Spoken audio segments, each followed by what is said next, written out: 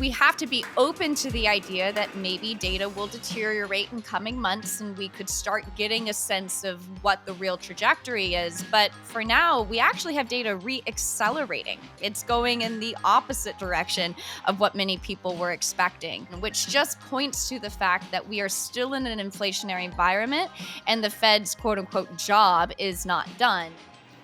Welcome back to another episode of On the Margin. Today, I am joined by Cameron Dawson. She is the CIO at NewEdge Wealth. Cameron, welcome to the show. Thanks so much for having me. Yeah, absolutely. So I kind of want to dive right into it here, and maybe we can start pretty high level and then kind of dig into some of the details. But right now, I think markets are kind of digesting, to use pretty simplistic terms and language, if we're going to have a hard landing, a soft landing, or no landing at all. So maybe we could just kind of start there and sort of get your thoughts. Yeah, I think the first thing is that this construct about landings, we all might be pretty misplaced in using it simply because it seems that it has this absoluteness about it. We get one of these three and that's it. And it kind of misses the time factor that really needs to be considered anytime we're thinking about how monetary policy impacts the real economy. So, what I'm essentially saying is that just because we don't have some kind of landing today doesn't mean that we won't have one at some point in the future, and that all of us just want to have the answer immediately, but it could take multiple years for the true impacts of the Fed's policy to work its way through into the real economy. And that's what we have seen at many different cycles, that it's not an immediate kind of reaction function. And we know that there are these long and variable lags. The Fed talks about them. But I think the reality here is that for now, the data doesn't suggest an imminent recession. So we would define imminent as sometime in this first half of the year.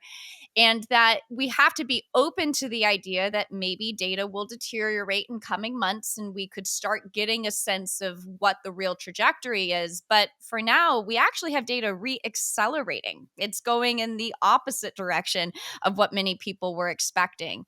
So for now, it says no imminent recession. But then when we start thinking about what's the pathway then for growth and earnings looking out 6 months from now or 12, 18 months from now, then that's where we have to have an open mind to say we have to be data dependent. We could see this deterioration start to work its way through. And then that's where we'll have to be considering what that landing scenario will be. But for now, we don't have any evidence to say that we're in it or it's immediate. So speaking about that kind of heating up, is that something that we should be worried about? Just because, the Fed's new kind of super core inflation, right, which is X energy, food, and housing, is actually reaccelerated in January, and it's hot, and it's hotter than what it was in December. And we also had a couple of other indications. We had really hot retail sales. We had a big jobs kind of surprise to the upside. And even like used car prices, right, which is kind of the hallmark of that, early pandemic era, inflation is starting to tick back up. So is this something that we should be worried about? Do you think this trickles back into the Fed's standpoint on monetary policy? Well, very much so. And that's why you've seen such a violent reaction within the bond market really through the month of February in repricing what its expectations are from the Fed. And it was one of our main concerns as we started getting into the January months or January weeks is that you weren't seeing the data be low enough on inflation or weak enough on growth to suggest an imminent pivot by the Fed to accommodation, which is what the bond market was already pricing in, which meant that the Fed would have to be even more dovish than this very dovish kind of stance by the bond market for the bond market to continue to see a rally in yields, with yields falling, which just meant to us that the expectations were really high for the Fed to become very easy. And the fact that this data has come in so strong and so hot from an inflation front really would suggest that the Fed has very few essentially degrees of freedom to pivot towards an easing, which is why you've seen the pricing for the terminal rate for the Fed funds go, it was sub 4% just a few weeks ago. Now it's well above 5% and actually above the Fed's own projection right now in the dot plot for the terminal rate. And then all those rate cuts that were baked into the back half of 2023 have started being priced out. Just 3 weeks ago, there was 50 basis points of cuts priced in, and now it's sitting at about 15 basis points. So clearly, there's been this reaction by the bond market to wake up to the Fed's message. And one of the things that we were flagging was that at the end of or through the second half of 2022, the disinflation that we saw was actually rather narrow, meaning that there were a couple components that drove the majority of the disinflation. So things like gasoline prices falling 40% in the back half of 22, or used car prices being the key thing that was pulling durable goods prices down. And starting to see those two key components, as well as a few others, actually start to turn the corner, and meaning that the disinflation in those components was starting to turn into reinflation, and that we were starting to see early signs of higher prices in things like ISM manufacturing, ISM Mm, services, those both going up for the first time since April of 22. They rose in January. So that was giving you some early indications that the disinflation that really was the key driver of more benign markets in the second half of last year was starting to fade and go the other direction, which in kind of a cheeky way, we said we think that Powell actually top ticked disinflation, meaning that the disinflation we saw over the last 6 months may be starting to fade. Now, I would say it's important to consider as we go into the February data on CPI, we get it on March 14th, is to remember that it will be sensitive to gasoline prices, which have fallen some, but as you pointed out very rightly, there's this big component of services, X housing, X energy, X food, so XXX, the super core that did show a reacceleration, which just points to the fact that we are still in an inflationary environment and the Fed's quote unquote job is not done. And remember, Powell's been telling us that they're going to keep at it until the job is done. So our expectation is that they're keeping at it. yeah, absolutely. I guess my question to you there is we know that there is some period of time in between when monetary policy gets enacted and when we actually start feeling that in the economy. My sort of memory of that time period is about 12 to 18 months. The Fed, basically started hiking, right, or changed their policy or indicated that they were going to change their policy end of 2021. My question to you is, we would assume, right, based on history, that we either should have started to feel the effects there, or we should be looking to feel it later this year. Do you think that basically history is a good indicator of when we should finally start to really feel the impacts of that monetary tightening, or how long do we have to wait here? Well, the problem is that the range of times from the first hike to an eventual recession or slowdown is incredibly wide. So the averages can be rather misleading because there's not as if it's all clustered close together. And the example is back from pre-great financial crisis. Fed starts raising rates in 2004. They stop raising rates in 2006. They hold them flat, and unemployment doesn't start going up until 2007. And then when you think about it in terms of the most interest rate sensitive sector in the economy, which would have been at that time housing, and housing being the house of cards that it was, so Mm, fragile, built on so much leverage, so sensitive to liquidity and low rates. Fed raises in 2004. Housing sentiment doesn't peak until 2005, and then you don't actually see a peak in housing employment until 2006. So there is, even in the interest rate sensitive sectors, an incredible lag between policy changing and then soft data sentiment changing, picking up on some of these slowdowns, and then that real lagging data in employment changing, which is why I think that it's that still that continued data dependence, which is that just because we're not seeing the weakness within consumer spending or the weakness within the employment economy doesn't mean it won't eventually come. And I think, like there's one other interesting thing to throw out in this is that, even though the Fed has raised rates so much, loan growth has held in okay. And you've seen consumers be very eager to return to the housing market whenever mortgage rates have dropped even just a little bit. And so I don't know if we've reached the point where it's so tight, so restrictive that you're slamming your foot on the brake yet, which would argue, and it's a probably a debate in and of itself, argue for a higher long run neutral rate, which just means that the Fed's projection of 2.5% for the neutral rate may be too low. And we should be watching the dot plot to see if there's any dot defectors of Mm. people in the very far right side of that dot plot, seeing if they're starting to move that rate higher. So I think that there's really no historical way to say this is exactly when we're going to have a recession. And in our view, probably the best indicator that one is imminent is when the 2-year yield really starts breaking down. And it's been that indicator that prices in imminent rate cuts, and very aggressive ones. That usually is the sign that things are starting to, the wheels are starting to come off. So as long as 2-year yields are still making new highs, we think that 6-month call on recession is too soon to make. As you just said, just reiterating here that, yeah, the 2-year does not look to be peaking anytime soon. It still seems pretty robust and making new highs. My question for you, Cameron, is how would you score? Because you often say, right, the bond market is the single source of truth, right, when it comes to global markets.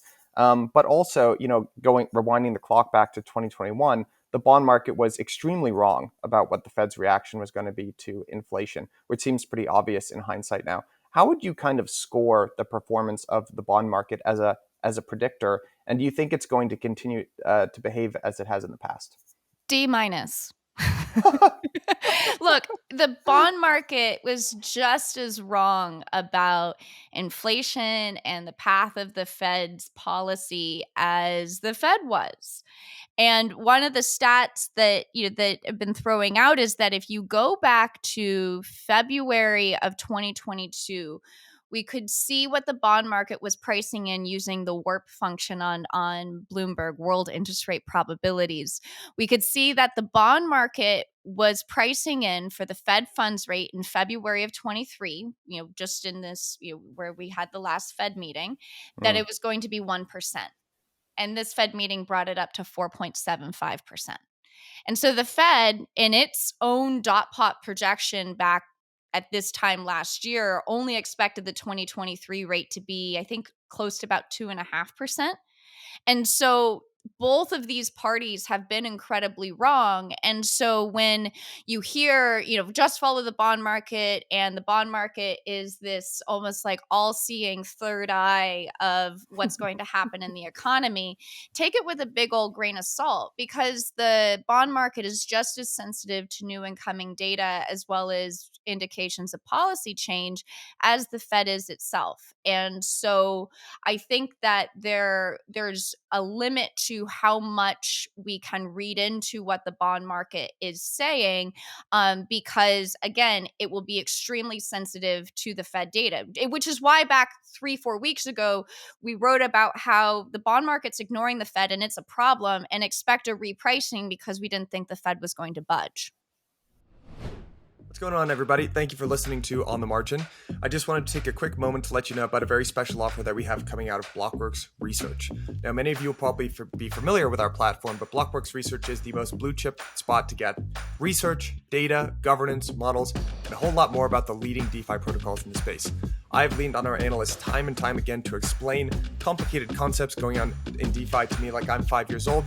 They can do the same for you. If you invest in DeFi or are just interested in it, it is an absolute no-brainer. As a listener of On the Margin, and to say thank you all for listening to the show, you can use Margin 10 for a 10% discount, and that gives you access to everything, which would be weekly in-depth reports, live data, all of that good stuff. So again, that's code Margin 10 for a 10% discount. Link is in the show notes. Sign up now. Thank you later. Yeah, 100%. Super well said. And, I think the last point that I want to get your thoughts on for a recession is, there's been a lot of talk about what kind of recession this is going to be, leaving the discussion of like soft or hard landings. But one point that I've heard you make that resonated with me is, if you kind of look at our last three recessions that we've had, those have been sort of debt-based, almost financial crises type recessions, right? You had savings and loan, you had the dot-com bubble burst, which is a little bit of irrational exuberance, I think, to use There our own was a green debt defenseman. component to it too, though. Right, exactly. And then obviously we had the great financial crisis in 2008. So I think that kind of memory of sort of a debt-based or a financial component to our recessions is kind of seared in everyone's brain, especially if you're a younger investor. What kind of strikes me is this recession that people are predicting almost it slots in more with this is kind of a more typical business cycle recession of just Mhm. expanding and contracting interest rates. So do you have any thoughts kind of on that, or maybe dig in a little bit more? Yeah, I think this is such an important point to make, and this is a construct and an observation, that I learned from a great economist named Steve Risciuto over at Mizuho, who wrote about this in detail in his book Disequilibrium, which is a short, great read. Mm, And essentially, the point is that from the 1990s until through the last three recessions, it's all had a major debt component. And when you have a debt driven recession, debt driven crisis, what tends to happen is that the recession is deeper and the recovery takes longer to come out of it because you have all the debt restructuring that is a part of that. Prior to the 1990 savings and loan crisis, the recessions that you had, to your point, were normal business cycle recessions. And this is coming after World War II up until 1989. And those recessions tended to be shorter and shallower, and they were more sensitive to the inflation cycle, as well as to, of course, the Fed's response to that inflation. And part of that is a function of the fact that during that time, you had the kind of economic environment where you had inflation and boom and bust cycles. Whereas post 1990, you were in this globalization, deflationary kind of world where interest rates were perpetually falling. And the end result was that you had more space between the recessions, but that space essentially allowed you to build up more imbalances in balance sheets. And maybe there's, some kind of argument we could make about how more intervention within economies, central bank intervention ended up, kind of feeding into some of these imbalances. But when we look at today's cycle, and we look at corporate balance sheets and consumer balance sheets, we go, okay, there's a lot of debt, but maybe there isn't as much sensitivity to shorter term interest rates as there was in prior cycles. So I mentioned, I interjected and on that 2000 cycle with the recession where you had, of course, the dot-com bubble bursting, but there was a massive debt component where we had a corporate debt restructuring that happened in response or in the midst of that recession. So essentially what happened in the late 90s is that you had a surge in the usage of commercial paper. Commercial paper is short-term paper that is used usually to fund short-term funding needs. Instead, what was happening is that a lot of companies, in order to keep their borrowing costs low in the very near term, were using commercial paper in order to be able to fund long-term liabilities. That's what mm, happened with Enron. That's what happened with the near-death experience with GE Capital. And so the end result was Fed raises interest rates, the cost of funding goes through the roof for all these companies, and then all of a sudden it's that Warren Buffett tide goes out and you see a lot of people without their trunks on. So the end result is you had to restructure corporate balance sheets. The funny thing that's happened now is that after a decade of zero interest rate policy, and QE, which kept long-term yields very suppressed, a lot of companies, as well as consumers using fixed rate mortgages, were essentially able to term out their debt, which meant that they're just borrowing long at really, really low yields. And so now, as the Fed has been raising interest rates, you haven't seen that typical kind of shock to the financial system where all of a sudden the funding costs on a day-to-day basis have gone through the roof and nobody can pay their bills. That's what happens in these debt crises when liquidity gets too constrained. And so that would raise the point that you made, is that maybe this is more of a business cycle kind of recession related to inflation, related to some Fed tightening versus a big debt crisis. The interesting thing, though, is that as interest rates have gone up in the past year, you've seen floating rate debt through commercial paper and adjustable rate mortgages start to inch up. So they always say you sow the seeds of the next crisis in the last one. Maybe that is what's happening, but maybe that debt crisis isn't today. The last caveat I'd make in this is that there are certainly pockets of the economy where there are debt issues, where people do have floating rate exposure or have refinancing needs that are getting pinched. And that's likely what we're seeing within the commercial real estate market today. The problem is it may not, or good news is, not problem, may not be large enough to be systemic and cause, a broad debt restructuring throughout the entirety of the economy.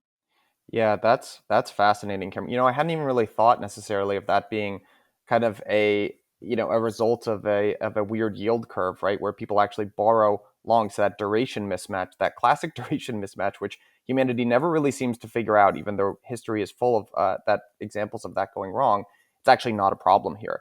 Does Mhm. that kind of explain? I think one of the bits of surprise that I haven't really gotten a satisfactory answer about is that part of why there hasn't been something that is broke, when the Fed has been raising rates, because there was a whole camp of people that, right, were kind of pointing to right around like 3%, right, which was about to what Powell got to when he first pivoted end of 2018, beginning of 2019. And I think it was surprising to a lot of people that he was able to hike rates as fast as he was, right? And housing has even pretty much been fine. And maybe that's because of a much lower, I think, your statistic was around 5% of rates that are adjustable. And then there's also maybe this people, a greater amount of people in long duration debt as opposed to short duration debt. Like, is that part of why nothing has really broken? Yeah, it's funny that you raise up that 2018 to 2019 timeframe, because we probably need to do a greater deep dive into why the short-term funding markets freaked out so much during the Fed rate hikes through, which really reached a fever pitch in 2018 when markets absolutely collapsed from an equity standpoint. And that's in response to the Fed saying our job is far from done, Mm. quantitative tightening, balance sheet runoff is on autopilot, and the markets were screaming and going, oh, no, no, no, something's wrong. And you did have that liquidity crunch, which eventually caused the Fed to pivot.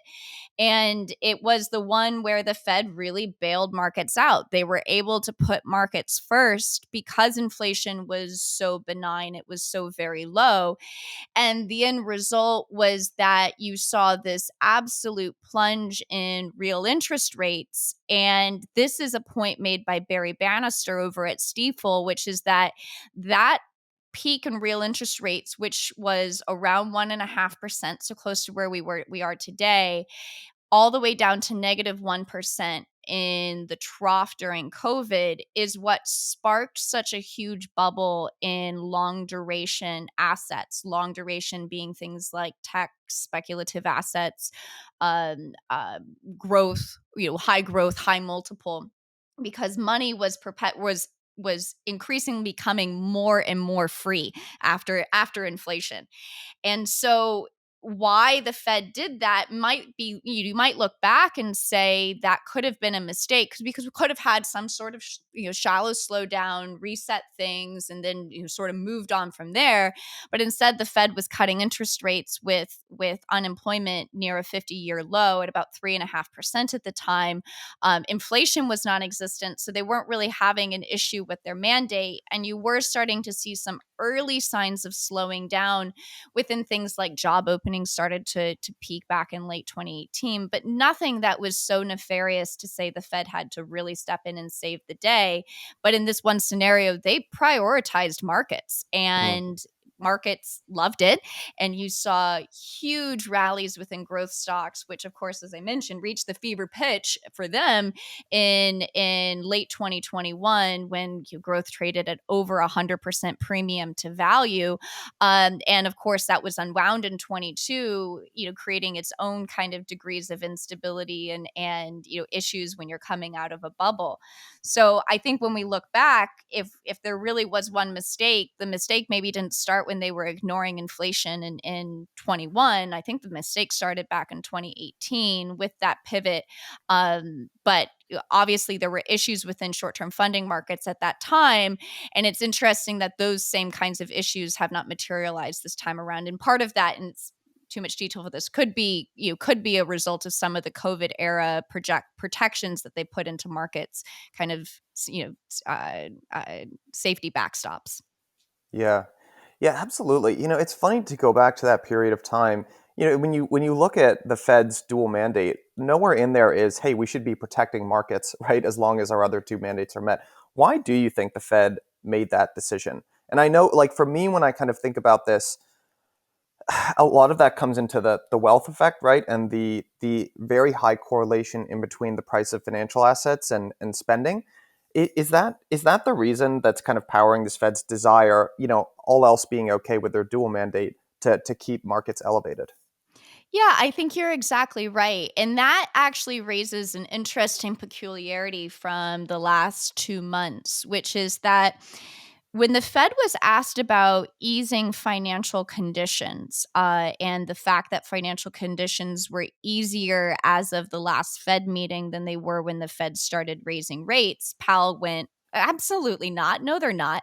Mm, And we're yeah. all looking at the Goldman Sachs financial conditions or the Bloomberg financial conditions and going, are we, what planet are you on? Because they do look easier today.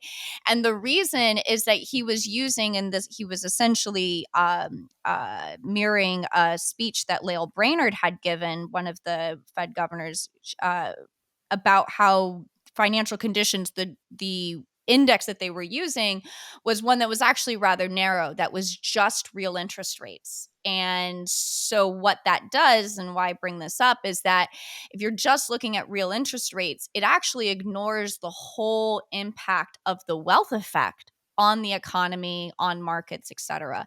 And it also ignores the impact of credit spreads on the ability for companies to fund themselves. So when we look at the whole purpose of quantitative easing, if you go back to the early kind of rationales of why they did this, quantitative easing starting back in 2010-11, was to effectively push people out the risk curve, meaning that if Right. you suppress the return on safe assets, what it forces people to do is to go into riskier assets. And the idea behind that is that it then will lift the price of riskier assets, spur more investment, spur better consumption through the wealth effect. And so I find it fascinating then that the Fed, at a point when the wealth effect was such a large contributor to the consumption of durable goods and housing, and kind of broad rebounding consumption in the U.S. in 21 and early 22, that they would choose to ignore it in their definition of financial conditions. And it brings kind of the last point, which is that I think you could make an argument that the easing in financial conditions over the last 6 months or so have actually contributed some of this reacceleration in data, which is, argument that Fed definition of financial conditions is likely too narrow. Yeah. I love that whole line of thought, Cameron. And I would just, the only thing I would change slightly is I would change the wording of pushing people out the risk curve to blowing an intentional bubble in long duration assets. And I think, to kind of maybe dovetail with what you were saying before, if we look at in the line of casualties of 2022, that's why you had kind of long bonds and tech stocks, being at the very worst of the worst, right? Because Yep. those are those sort of long duration assets. I just, it is interesting because I actually, you kind of see this debated, especially on FinTwit, is, hey, does the Fed understand what they're doing? Are they just a bunch of PhDs with no clue? I fall in the camp that this is actually a very intelligent group of people that has an enormous amount of information and control over markets. So I guess this is almost just a very kind of high level question to put to you, but do you think they understood what they were doing when they kind of blew that duration bubble? And what was the hope? What were they kind of hoping for in terms of an outcome? So there's a great analogy that I think is really helpful when we're thinking about the impact of QT and kind of or QE and blowing a bubble in long duration assets. And it comes from Mark Blythe, and he talks about this idea of, if you wanted to fill up a glass of water, and in order to in that glass of water is your your consumption economy, you could either put it under the faucet and just fill it directly, or you could flood the house with water and then eventually that glass would be filled up. And so, with this idea that quantitative easing is an incredibly indirect way to spur consumption and spur economic growth, and that you have to essentially inflate a lot of other things to eventually get to the one thing that you're trying to stimulate. And so, I think when they talked about it, if you recall going back a few years ago, they would continuously talk about how monetary policy can only do so much. You need the component of fiscal policy in order to really achieve better economic growth. And you can see it in the data that post sequestration, government spending was a continual drag on overall GDP growth. And so I think what it raises the question is that, what does the next cycle look like when it comes to this pairing of fiscal and monetary policy? Because we kind of let the cat out of the bag that if you don't want to have a deep recession that's prolonged in the face of a massive shock to the economy, i.e. COVID, Mm. just give people money. And then all of a sudden consumption is okay. But then the other side of that is that, okay, well, if you spur consumption, but then supply chains are shut down, then the end result is that you probably are going to have inflation as you have all of these this mismatch between supply and demand. So we don't know, what the next crisis is going to look like. And we don't know what the next Congress is going to look like during that crisis.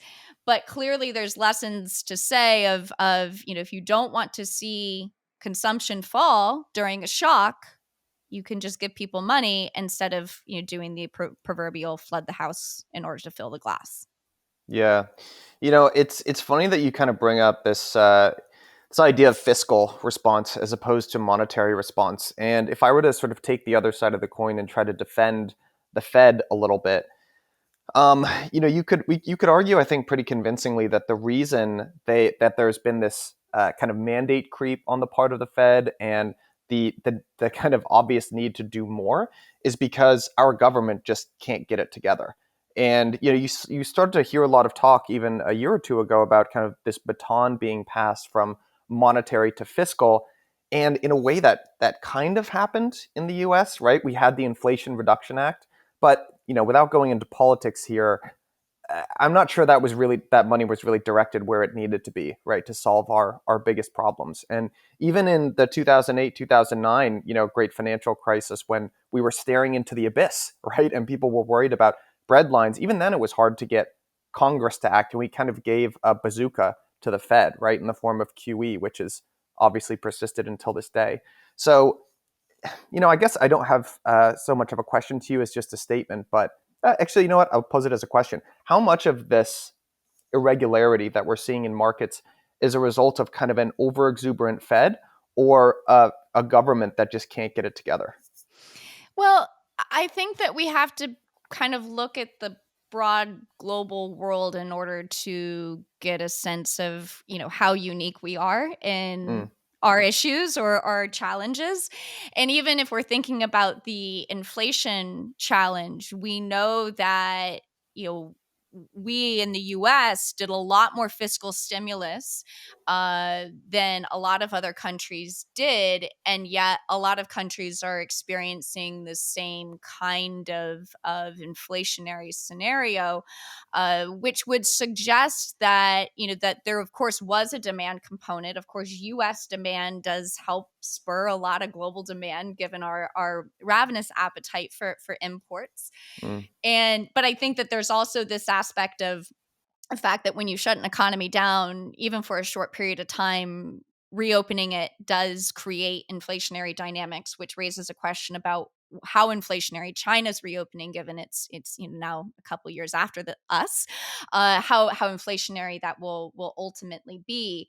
The one thing that will be interesting as we navigate over the next election cycle, now that we're in, we're kind of starting to see some early parts of the 2024 election start to be debated, is this idea of the median voter theorem. And this comes from Marco Papich, and he talks about this idea that back in 2010, 2011, and coming out of the great financial crisis, the median voter cared about deficits. They cared a lot about deficits. That's why the Tea Party was elected, and you had really this push where the thing that voters cared about more than anything was controlling the debt. And that allowed politicians to say, okay, if that's the priority, then we will cut spending everywhere else. We'll do sequestration, and we'll prioritize debt reduction over growth coming out of the great financial crisis, which is one of the reasons why the growth was so slow coming out of that low. And he makes the point that in today's world, today's median voter, there are still cohorts that really care about debt, but they care about other things more. And maybe that means that in the next election cycle, or even in this coming debt ceiling debate, you won't see as vehement of a focus on controlling debt levels. But I would argue I'm starting to pick up a little bit more about that, where people are going, isn't the debt a problem? So it'll be Yeah. interesting to see how that tone shift changes, because that will really help us determine how much then politicians will prioritize that in their fight. Hello, everyone. Thank you all for listening to On the Margin. Just wanted to give you guys a heads up about a conference that we have coming up in the new year called Permissionless. I'm sure most of you have been there last year. It is the cultural event of the year. We had over 5,500 people down in Palm Beach. This year, we are moving to Austin, Texas. You know what they say about Texas? Everything's bigger in Texas. So last year we had a really great lineup of speakers. We had the two co-founders of Robinhood, Vlad Tenev and Baiju Bhatt. We had Chris Dixon. We had some of the folks that have been on the show a whole bunch of times, Jim Bianco, Dan Tapiero. Just a phenomenal lineup of speakers, and you can expect the same this year. If you use Margin 10, you will get 10% off on a ticket. Again, that's Margin 10, because I love you guys so much. Click the link at the bottom of the show notes. Hope to see you there in person. We started out before we got on this recording. I said I was going to ask you about earnings, and here we are. We're about 40 minutes into this recording, and I haven't even asked you, which is the sign of a good conversation. But I do want to get your thoughts. So I'm actually going to share my screen. You did a great sort of scenario analysis, basically, of what we might be looking at in terms of earnings for this coming year. So would you mind just kind of walking listeners through, like, what do you see the kind of three broad scenarios here, and how did you come up with this? Sure. So let's start with consensus and as our baseline for where current expectations are going into 2023. Right now, consensus expects earnings to be about flat, slightly down as we go to 2023 versus 2022 levels. And that slightly down is a mixture or combination of a little bit of revenue growth, a little bit of margin expansion, and then there's some funky things going on in below the line items. Once you get past the operating line, that's causing that decline in earnings. One interesting thing, if you look at the breakdown of what sectors are driving this decline, it really is two main sectors: energy and materials, as well as healthcare and technology are actually expected to have earnings declines as well. But we've also seen big cuts to these estimates. If we look from summer of last year, which was expecting 10, 11% growth, to that about $240 plus a share line, those estimates have been marched down materially. And probably the area where they've been marched down the most is in consumer discretionary. Back just a few months ago, the consumer discretionary sector was expected to have 30% earnings growth, and now it's just sitting at 6% today. So far more well aligned with an environment where growth is slowing, top line revenue growth is slowing, and thus earnings growth will slow as well. So the three scenarios that I laid out is the first one being we have kind of really no landing in the economy where we still have top line revenue growth. This would suggest an environment where you still have inflation. Remember, revenues are a nominal number, so they include the benefit of higher prices. And we'll talk about how inflation and higher prices actually do help company margins a lot. But here is where, in the first scenario, thinking about mild revenue growth, 3 to 4%, and then some margin compression instead of margin expansion, which is baked into current earnings, with the idea that as revenue growth falls and slows from 2022's 15% level of revenue growth, you should see multiple compression. So here's just a little bit of background on how this works, which is it's a dynamic called incremental margins, and it's really, really important.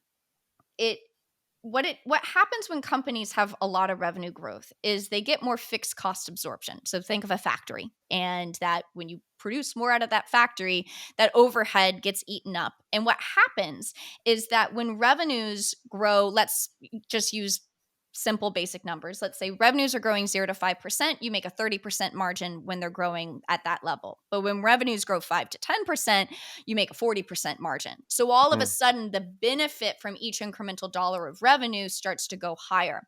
So it's one of the reasons why, even in this inflationary environment, now everybody's worried about costs going up, and labor costs are up, and raw material costs are up. Well, guess what? Companies had pricing power. So when they have pricing power, their revenues are growing a lot. And when their revenues are growing a lot, they get better incremental margins. And the end result was 2021, 2022, we saw record margins in the S&P 500. Now, the problem with incremental margins is that when your revenue growth slows, you lose that incremental margin benefit. And so the end result is that we think it's possible that even as revenue growth just moderates back to a more normal pace of, here we're saying about 4%, that you would actually see margin compression, simply not because of some bad dynamic in the economy, just losing the benefit of incremental margins. So what that would lead you to is a moderately down EPS year of down mid to high single digits. And that would suggest a scenario where you have no economic recession, but you have an earnings recession. The other opposite of that is, let's say you have no landing. That's another scenario we look at.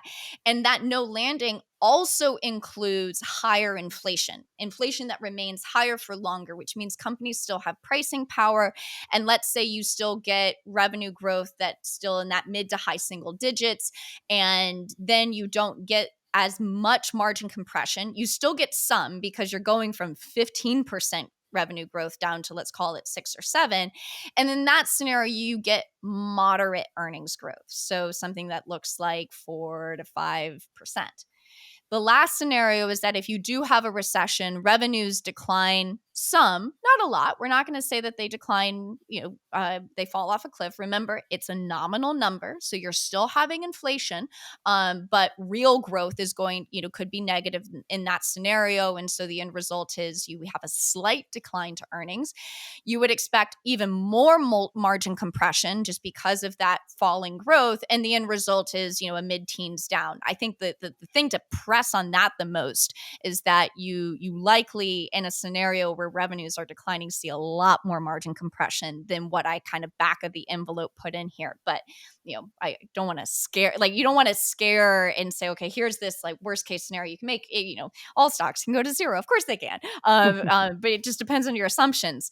The last point to make in this is that if we look at 2024 is set to grow, based on current consensus, about 10%, which is a big reacceleration. And it's based on margins going to a new all-time high, as well as really robust revenue growth of about 5%.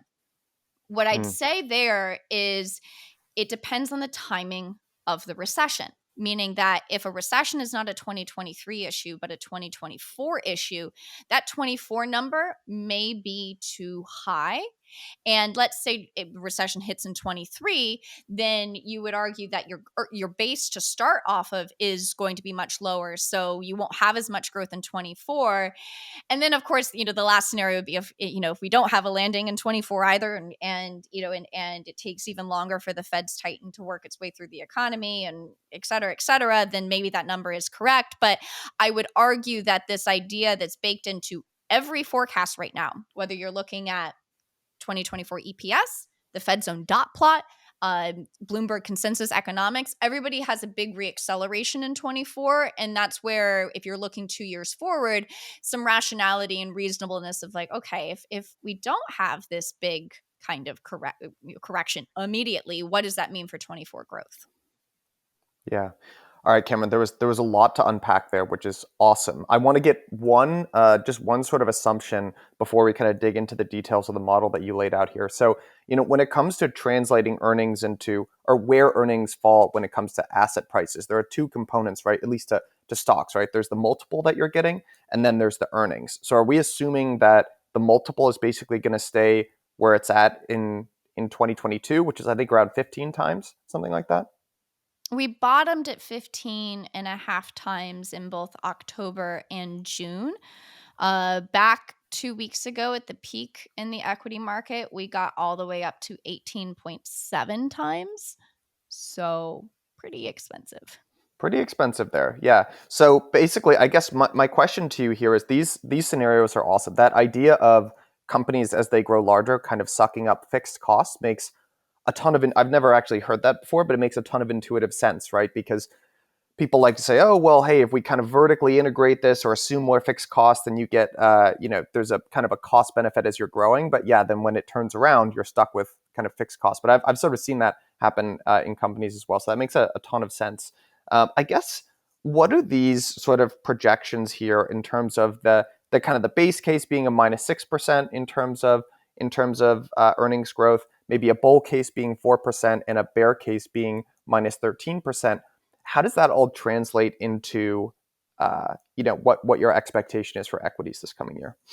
Yeah, it depends on the path then of the multiples. Mm, And one of the issues that we think is with the biggest bull cases is that they, in order to get to big upside in the S&P 500 from year to date, that 20% plus upside, you have to assume not only strong earnings growth, but you also have to assume multiples going back to the pandemic era levels, mm, meaning what we would argue were bubble multiples fueled by that incredible stimulus we were talking about earlier, where real interest rates were -1% and money supply growth was, reached a peak of 20%, right? So that kind of high valuation is justified with that kind of liquidity. But given the fact that liquidity isn't getting any looser, real interest rates are positive 1.5%, money supply is shrinking, that would argue that you cannot justify going back up to those multiples. So to get to 20% upside, not only do I have to assume that really hefty multiple, but I have to assume strong earnings growth. And in a scenario, what would drive strong earnings growth? Well, economic growth staying really strong and inflation staying really elevated, because that's where I get that revenue growth. That's where I get my my margin expansion. And in that scenario, if growth is strong and inflation strong, the Fed is not easing. The mm, Fed is not adding liquidity to this environment. So you can't put that kind of high earnings growth with a very peaky kind of multiple on it, because those two are unlikely to exist at the same time to be able to justify that kind of upside.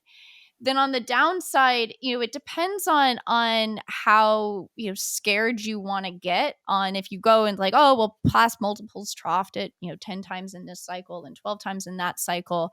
What we've been trying to do is be balanced and say, look, multiples last year bottomed at 15 and a half times, but the earnings base was much higher back at those prior bottoms. So we're dealing with a lower earnings number today. And we think that an average multiple, if you go back and just look at the pre-pandemic average, so let's remove the skew that happened during the pandemic era because it pulls all the numbers up, that looks something that's closer to 16 and a half, 17 times. The thing to always remember with multiples, though, and in talking about it, I think is really important, is that there's always the first part of a multiple move that is driven by fundamentals. That is driven by liquidity levels and where interest rates are. But there's always a second part of a multiple move that's driven by emotion. And that's how you get markets putting a trough multiple on trough earnings when expectations are so blown out, growth is blown out, and that's what makes for incredible buying opportunities in the near the bottom of cycles. And so, when we think about price targets or where things could go, you could put all these multiples on different earnings levels, but just be aware that sometimes they can happen very quickly for a short period of time, or maybe they don't even get to those low levels because you don't have that true kind of emotional response kick in. The last point to make in all of this is that valuation is an awful timing tool. It's terrible. So it is best not to try to time the market based on where valuations are going. We can say, okay, there's been support at different levels, but valuations have little predictive power on a 1-year forward return. And it's just because they can go high and stay high, go low, stay low. They tend to persist. And so when we're looking at what the path forward for returns can be, high valuations today do not necessarily mean that you're going to have low returns in the next 12 months. But what they do mean is that you're likely to have more muted returns over the next 5 to 10 years. Now, the problem with that is, or the key thing to point in that is that low returns can be achieved in many different ways, meaning you could have a low return period over a 10-year period. You could have a crash and then an eventual clawback, something that looks like 2000 to 2014, where it took that long to break even for the NASDAQ. Big crash, took a long time to claw back. Another example of low returns is in the 70s, where we just did a sideways chop all through the 70s. Another time of low returns would be if you have a big, huge bubble and then a crash, and then you look at that period and you have a period of low returns. So that's where combining these shorter term medium and long term looks at valuation and where earnings are going, you have to also consider the shorter term movers like technicals, positioning, sentiment. And it's balancing that short term where you go, look at January's rally, driven by technicals, driven by the fact that you had a big, huge shift in positioning from being very short to being neutral, that you respect the shorter term move, and then you take a step back and say, okay, from a medium term standpoint, based on where we trade today, is this justified? And you're always trying to balance that short term in making your, even the most long term investor has short term decision making needs that they have to make. For liquidity needs, for example, you have to balance that short term with that medium term and long term view, and know that there will be times that they disagree. The last question that I have for you here, and maybe where we can end it, is, we've been discussing a lot of things here with like kind of a relatively short sort of time frame, right? Like, what are our earnings expectations for next year, right? Or what is inflation going to do over the next year? I'd love to kind of get a sense of what your secular kind of view is, specifically when it comes to inflation, right? So kind of, abstracting away the Fed's new super core inflation metric, like, do you think that we are going to be in an environment of inflation as opposed to the secular environment of deflation that we've had this past 40 years? And if so, how does that translate into assets? And you can either take that in terms of the stock market, which is what we've been talking about, or long duration assets, or whatever you feel most appropriate. Yeah, I think this is the ultimate question, which is that are we in a world now where after 40 years of interest rates making lower lows and lower highs at each successive cycle, are we entering into a world where interest rates or inflation start making successive higher highs and higher lows? And I think that it really does remain to be seen if the impacts of the pandemic really cause a lasting secular change. If we think about the three big buckets of what drove the low inflation as well as lower interest rates over the last 40 years, we all talk about globalization, demographics, and technology. And we know we can still count on technology to be a source of deflationary impulse, meaning that it creates efficiency and can drive lower prices. I think that we're not so certain today if the past 40 years of globalization are going to continue at the same speed that they did, and it doesn't necessarily mean that we go into a fully deglobalized world, but it just means that maybe we don't have as much of an abundance of that incremental cost of production being ever and ever lower, right? That was the key source of this falling inflation. It's just that you could continuously find incremental units of production that allowed you to find lower and lower prices.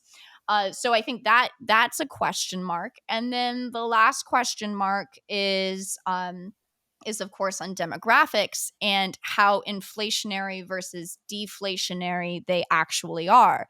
Right now, it seems to be that some of our demographics are actually contributing to inflation, meaning that the fact that so many people left the labor force that were at the high end of the age range of working age population post the pandemic, that actually is causing some of these labor shortages and thus leading to more labor and wage inflation.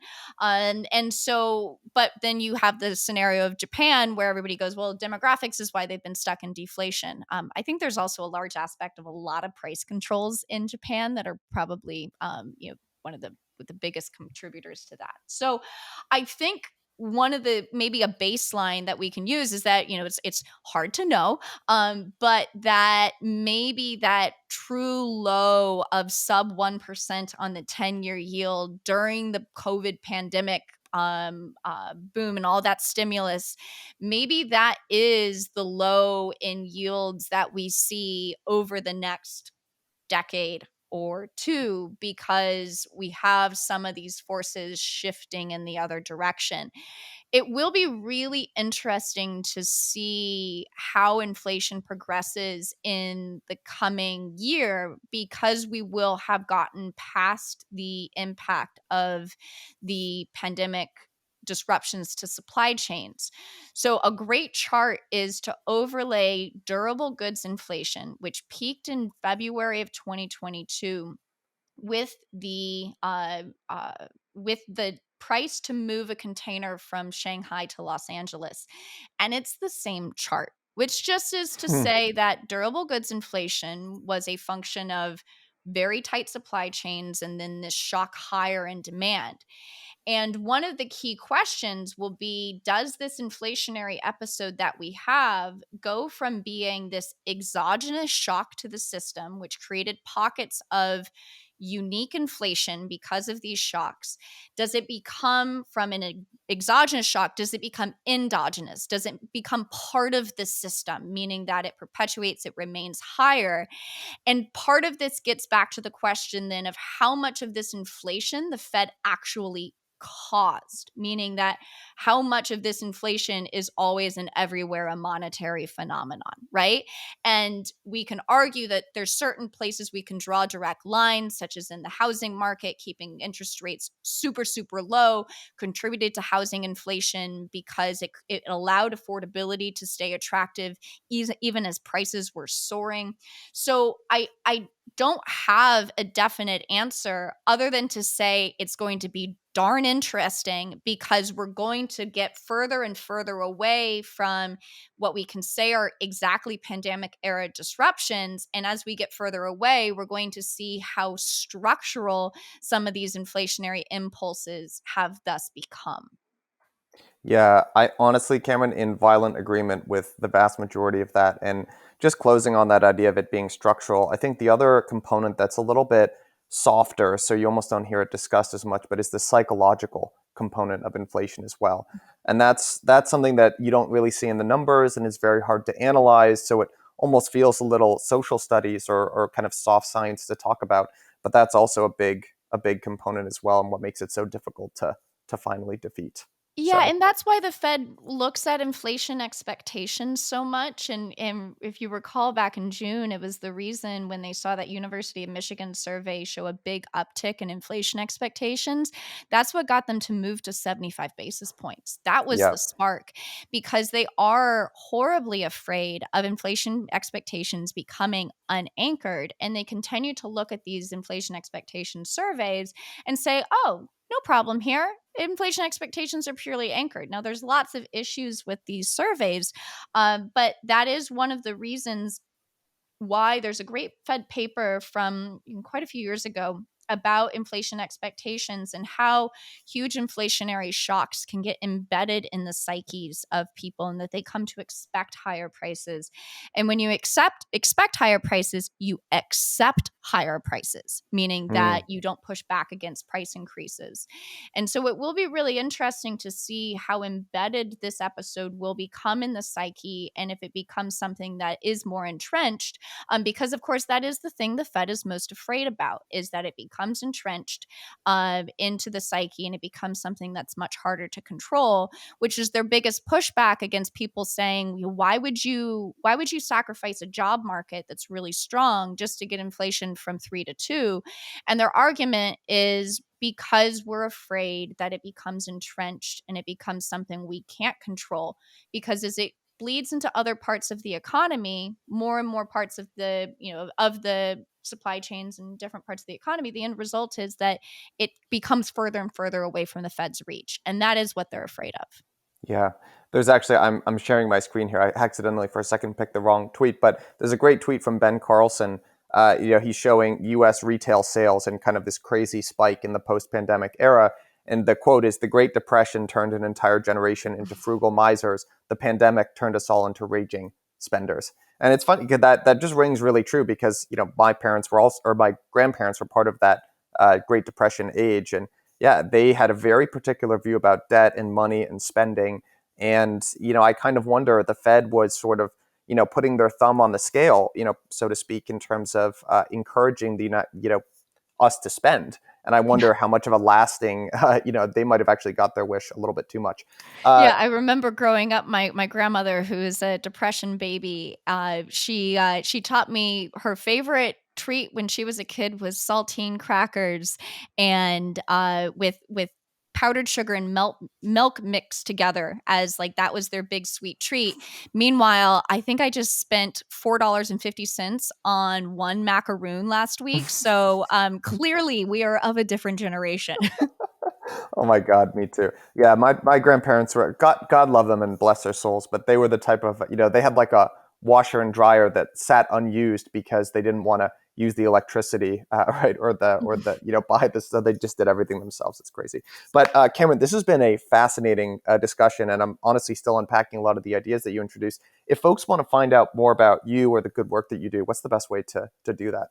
Yeah, definitely. So you can follow me on Twitter at Cameron Dawson. I'm also on LinkedIn where I'll post a bunch of stuff. And then I think we've now created a sign up page for our newsletters on the Woo! NewEdge Wealth website. So it's just newedgewealth.com.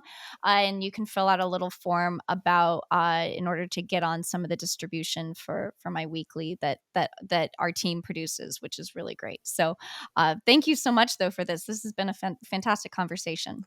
Excellent. Thanks, Cameron. We'll link all that in the show notes. And guys, I highly recommend that you go and follow the work that Cameron and her team puts out. But for now, Cameron, this has been a ton of fun, and we'll have to do it again sometime soon. Wonderful. Thank you so much.